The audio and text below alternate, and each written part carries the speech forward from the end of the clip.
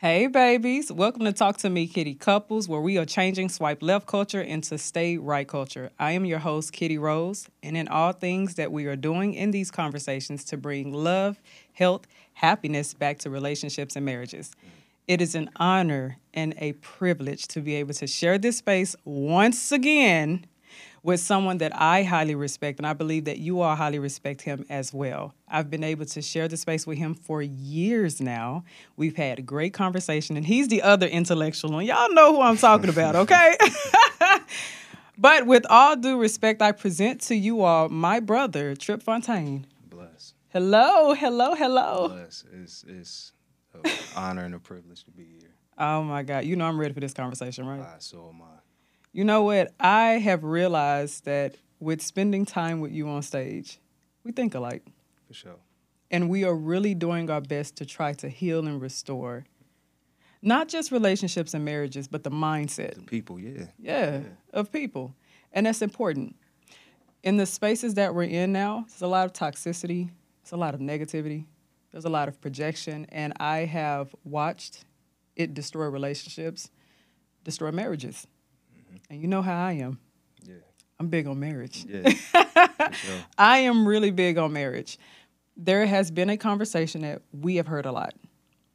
Leadership and submission, but more so submission than anything, okay? And one thing I realized, a lot. yes. And one thing I realized, there's more conversation about submission than leadership.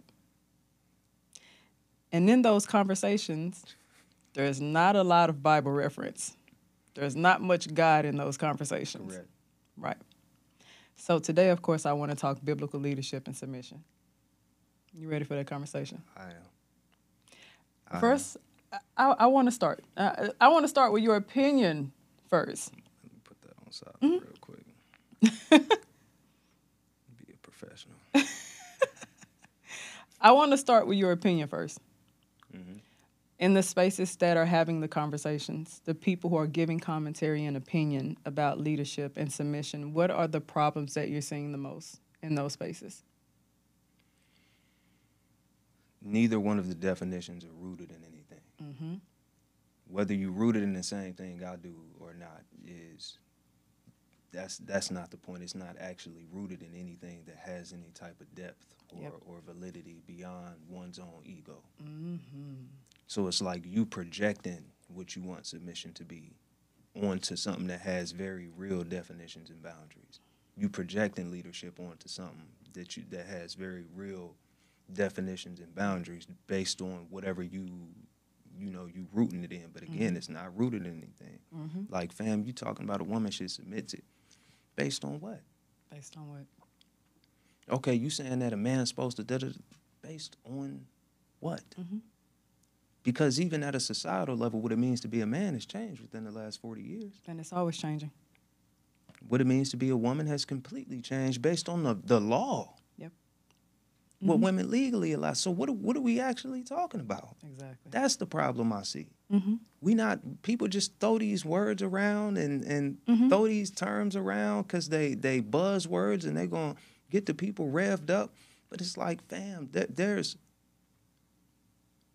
there are real effects, negative effects, for continuing to hurl misinformation. I would even say disinformation because a lot of these people that hurl these things know that it's hollow. And then if you look at it, let's just say that someone's relationship or marriage is in a season where they are going through trials and tribulations. It's hard for them to look at each other. They're the health of their marriage, the health of their relationship is poor. And so in that regard, they're vulnerable to all things that you say. Yep.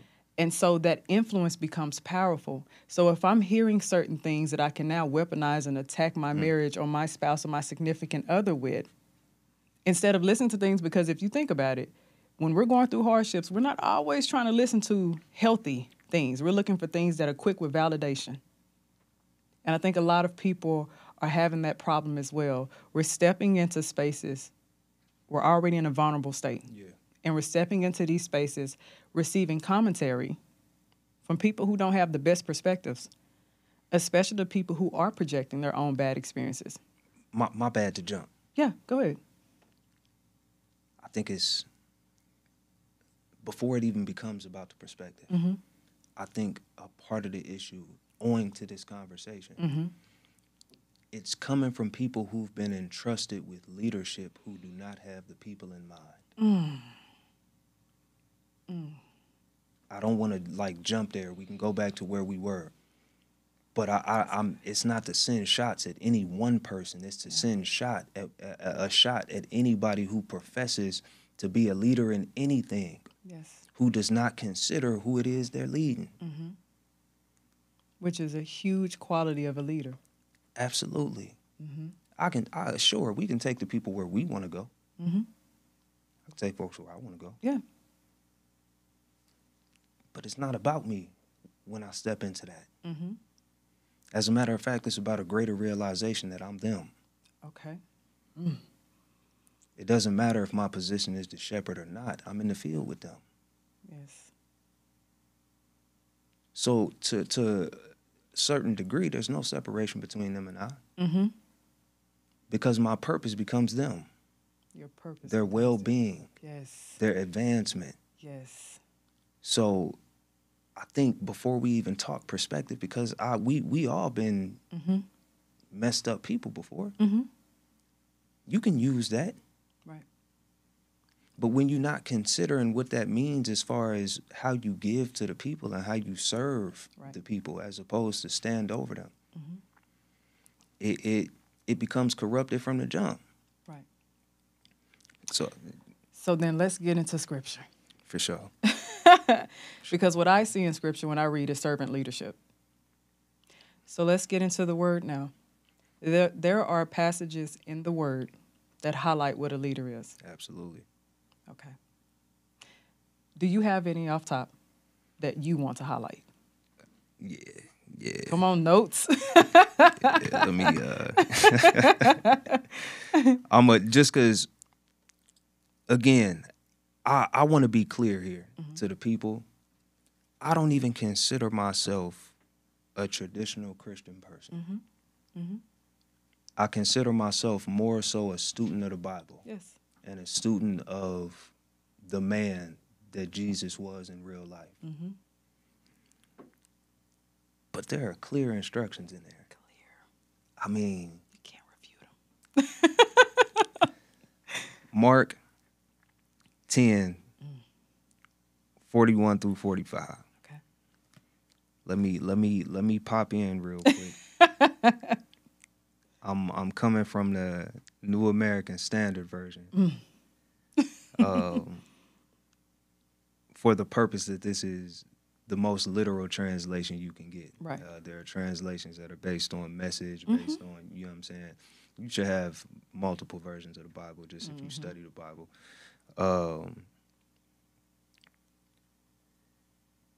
Hearing this, the 10 began to feel indignant with James and John, calling them to himself. Jesus said to them, you know that those who are recognized as rulers of the Gentiles lord it over them, and their great men exercise authority over them. But it is not this way among you. But whoever wishes to become great among you shall be a servant, and whoever wishes to be first among you shall be a slave of all. For even the Son of Man did not come to be served, but to serve and to give his life a ransom for many. The reason this is, I think, most important to me and should be most important to a lot of people who discuss leadership, especially black people, is that there is no denial about the moral foundation that we stand on. Right. It is undoubtedly a Christian foundation. And so what it means to be a leader as a Christian man is very clearly outlined. That if you want to be him, this is what him did. Him was willing to die. Matter of fact, him was assigned to die. To hoist that onto your shoulders and tell them, nah, this is what it is. I'm trying to tell you, like, this is what it's gonna be, bro. if you really want to stand on something, then you're going to have to carry the weight of the world on your shoulders and be willing to do that because the people need it. They can't carry it. And you have to be selfless in order to be able to do so. Exactly. Mm-hmm. Now, of course, because Jesus did that, we don't all have to do that literally, but that's the heart that you have to carry with you. Yes. Yes. And so, I mean, it's more that stand out to me, but to me, that's the one it's like clear as day, bro. We can't go back and forth about that. Christ's love was sacrificial. Yeah. And he was not self-absorbed. He was not self-centered. It wasn't just about the greater good simply for me. It wasn't just about I. That wasn't the mentality that Christ had. And so even when you think about Christ's relationship with the church, with the people of the church, there was sacrifice, there was understanding, there was grace, there was passion, there was compassion, there was patience, there was love, there was kindness, there was nurturance. It was so many great qualities that was needed in order to love people outside of yourself. In biblical leadership, if you are the leader of your home, you must possess those qualities. If you do not, you will see the disruption and the dysfunction and the destruction that takes place into your home. The Bible speaks about a woman being the weaker vessel. I love highlighting that. This is not meaning that she is necessarily just weak to you and that she's not equal in her value. This means that you treat her with a certain type of delicacy. A certain type of patience, a certain type of understanding, compassion, grace. You may have some moments where she's not herself. You may have some moments where she can't show up the way that she typically would. You may have some moments where her emotions and hormones are imbalanced, but how do you show up? In sacrifice, you may have moments where you want to go beat with the homies and she needs you. You may have moments where she just simply needs 15 minutes to be able to talk to you because she's already on the edge. What will your sacrifice then look like? Can I do some jumping around? Let's jump around. The Bible said a woman is a weaker vessel. Mm-hmm. But we had talked a couple times now about how in the story of Adam and Eve, even if whether you take it at face value or not, it's more about the translation of the text, that this wasn't simply described as like an assistant type helper. Come on now. This was more like complimentary partner. Me who just made everything. Okay. And on the first swing said it was good. Yeah. Cause check me out. You can go back after you made everything. After first, it's like that's it. That's it. Every animal. That's it. He made Adam. And after Adam got to work, he looked at the homie and was like, you're not going to be able to do it. Me who just cracked every, looked at my most precious. You're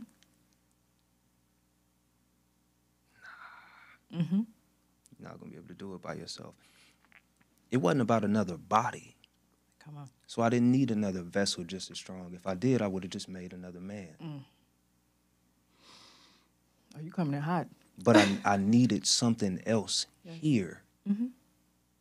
Because he's incomplete, that means my work could be incomplete. Yes. He may be strong. I made a strong one.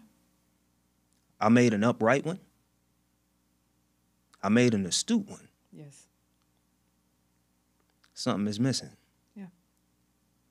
I need something to be able to harbor more. To be able to discern a little bit more than he can. Come on. To be able to think deeper and more critical than he can. He can do a lot. I see him doing. I don't know if he feel it though. Right. The way he need to feel it. Right. I don't know if he can carry me the way I need to be carried. Come on. This idea that a woman is a weaker vessel, like you said, this doesn't in any way speak to the contents therein. Right. he put you in a caddy. Mm-hmm. Cool. Old school caddy too. Big body. That's Yeah. gonna roll.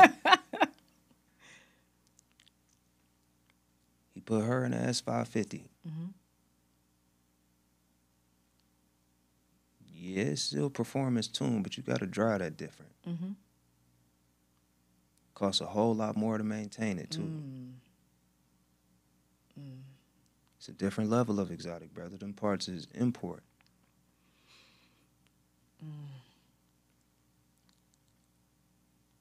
This in no way says that like, oh yeah, like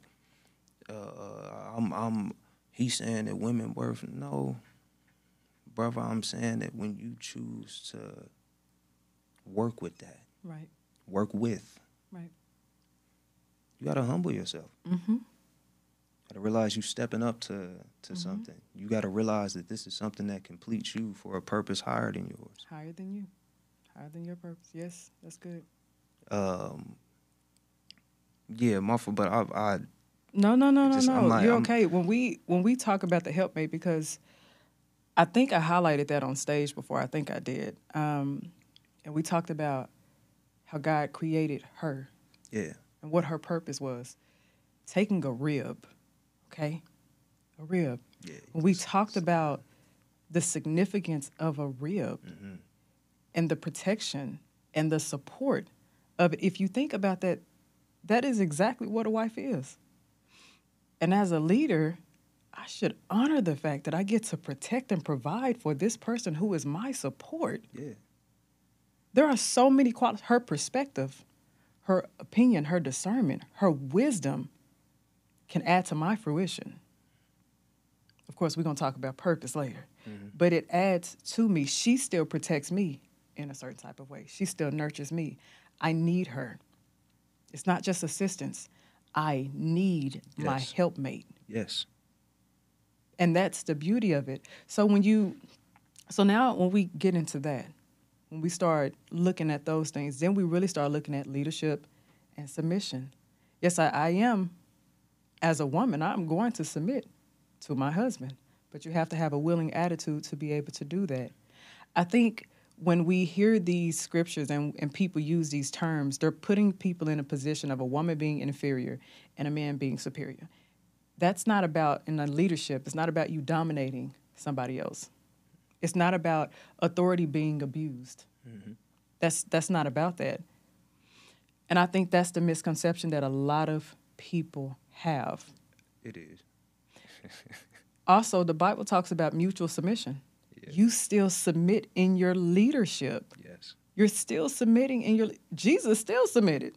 In order for you to serve, you have to submit. You wash feet. Mm-mm. Oh, I thought you were talking about me. No, I'm talking about the homie like, Jesus. The homie Jesus was out here washing feet. God, I thought you were talking about me. I was like, not me. Exactly. You know how much humility that took? All of it. Because he could have been... not me. He could have been arrogant and said, hey, I'm out here making miracles. I'm out here blessing people. I'm not about to get down and do that. Nothing else. Oh, you nothing. He could have thought just like that, but he didn't. That's beautiful. He didn't. So when we looked in today's time now, when we look at leadership and submission in today's time, I want to highlight submission just briefly. What are you seeing in real time? The conversations about submission. Maybe you're seeing healthy examples and maybe you're seeing unhealthy examples. Just from your perspective, what have you seen? The reason I don't think I see a lot of healthy conversation around it is because the idea of it has become unrealistic. I come from a lot of married folks. Every woman had a career. Yeah. Had an education. Had her own motion. That had nothing to do with how her and him interacted. Had nothing to do with how they ran their home, how they reared their children. Yep. How he operated the household Mm-hmm. outside and how she operated it inside. It had nothing to do with those things. Mm-hmm. I think people, because of the extreme polarity now, Yeah. have come out with these, even the good stuff, these hyper inflated definitions of submission. Like a woman now submitting is being put up in the house, baking goods every day, always cooking dinner, always. And to me, like, even when I talk to my sister, like, she's like, bro, if I'm not the cook, I'm not cooking. Yeah. That's not what submission means. Yes. You know what I'm saying? That's not what we, it's including him on how I move, considering him on Yes. how I move, how I represent the house and him. I'm like, that's so basic. That's basic. And again, I think because it's not rooted in anything, all these things that sound good on the internet, that look good, that sound convenient, I think people roll with it. Expect even a man being in submission, right? I think if you're not rooted in nothing, you don't understand that you're supposed to, in all times, be in submission to your purpose. And once you find your wife, she becomes a part of your purpose. So you are now in submission to her at all times. Not for the sake of the woman, for the sake of her being a part of the completion of your work. Oh, you ready to get into purpose? Because it's interwoven, right? Yes, it is. I want to add this point, and this is what's been disheartening for me. It's not that there are not examples. The examples are just simply not online. I can say it from a marital aspect. We're not going to get online too often and join these conversations for a reason. Yeah. Submission and leadership is typically not even a conversation that we have to have, because when we center God in our marriage, before we even said, I do, we already knew biblical principle. Also, if you married right, you were probably more than likely operating in your purpose before you married. So certain conversations you don't have to have unless you are seeking to use your spouse to fill a void, and that's a different type of conversation. But in leadership, and we've seen not enough on it online, there is an arrogance, there is a pride that has showed up in people who, quote unquote, say that they are leaders. Simply because you make a certain amount of money, which then we get into the topic of high value, low value, which are conversations we also don't have in marriages. It's not about the money that you make. It's not about the simple fact that you can put a roof over my head. How are you handling my spiritual and my emotional well-being? In your leadership, if I am watching you in your convictions with God, if I am watching you in your relationship with God, as your wife, you in your leadership position should be able to sanctify our marriage. You cover us. You pray over us. You lead me closer to God. You lead our children closer to God. You show qualities of forgiveness, qualities of understanding. You have empathy because you don't romanticize me in which people are always doing. You humanize me. You see that I really am a child of God. God doesn't romanticize us. He knows we're not perfect. He doesn't do that. Hey, you just said something. You just said something. I'm going to let you keep saying it, but you just said something. We're not perfect. And in position of leadership, just in position of complementary partners, I need to see you. I have to have a level of compassion that allows you to be human. Yeah. There may be moments where I'm going through something and I need you. But in me realizing that you are human, I show mercy. I show grace by saying that maybe today you can't show up. Don't mean I'm about to go do A, B, C, D, E, F, G. Yeah. Doesn't mean I'm about to curse your name. I'm going to pray over you. I'm going to pray over our household. I'm going to pray over our marriage. Because I know in these moments I can be tempted, but I'm going to pray over us. I'm going to keep us covered. I'm going to pray for that control. I'm going to show restraint. But I have to be able to do that in my position as a leader. And in the moments where maybe I'm not as strong in this area, maybe this is not my field. Finances, maybe this is not my field. In that position as a leader, sometimes I have to realize I need to step back because it's time for me to follow you. And that's okay. It doesn't take away from your manhood. It doesn't take away from your value as a man. That's when you acknowledge that this is so much greater than us.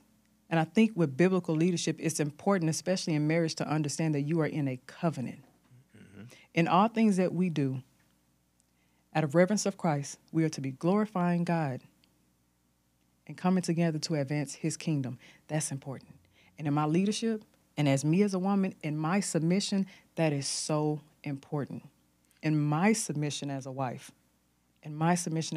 I understand it's not about putting you on a pedestal because I'm not going to idolize you and put you above God. Can you repeat the part about what y'all supposed to be advancing? The kingdom. Its implications to being married. Mm. I'm not saying everybody is a Christian. Yeah. I'm not going to deviate far.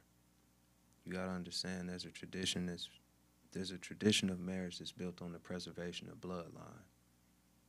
And then there's holy matrimony. Mm-hmm. A lot of what we call tradition is based on the former of the two. And we try to weave God in by convenience.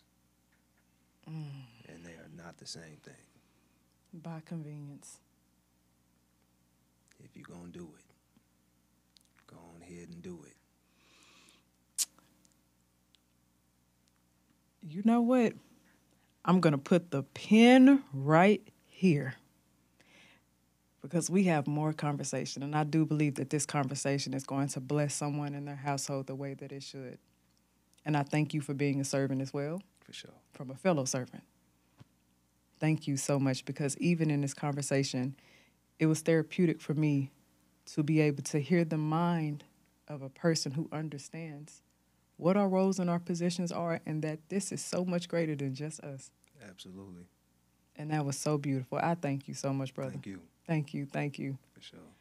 We're going to come back to the next conversation. I hope you enjoyed yourself. Thank you all so much for tuning in. We will see you all next week. Bye, babies.